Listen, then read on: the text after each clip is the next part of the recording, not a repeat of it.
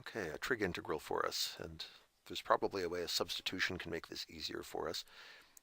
We've got the standard thing where we have a function here, 10x, inside another function, sine. So the natural thing to try if we're doing a substitution is to say u equals 10x, and let's see if that makes things any better.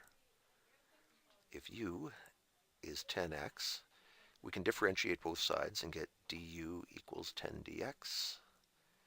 And if you want, you can divide both sides of that by 10 and get 1/10 du equals dx. So if we use all that to rewrite our integral, we get the integral of sine, where they said 10x, I'm just going to say u, times dx gets replaced with 1/10 du. I'm going to put the du there, and I'm going to put the 1/10 out front. With an integral, you can, anytime you have a constant multiplying an integral, you can put it all the way outside like this, and I generally do. It declutters things, which is nice.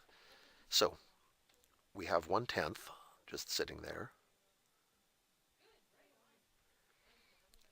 And now this integral says, I've got some function, and when I differentiated it, I got sine, just plain old sine.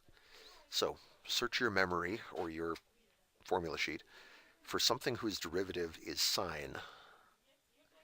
And I think you'll find that there isn't anything that gives that exactly.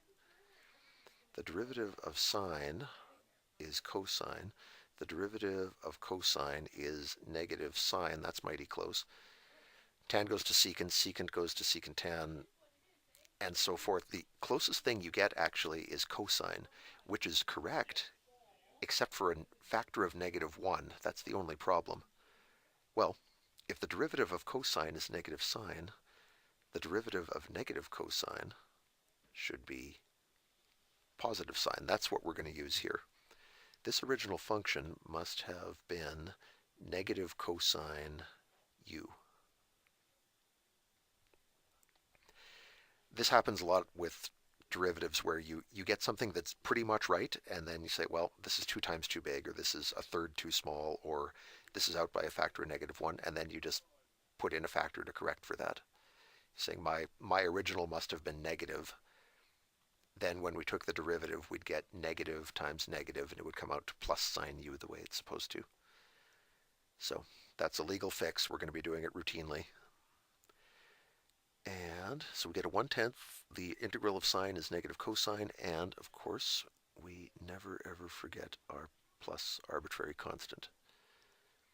So if we're cleaning this up, we have negative 1/10 as our leading coefficient. Cosine, I'm not going to say u, I'm going to switch back to 10x, plus a constant, and that is where we'd stop.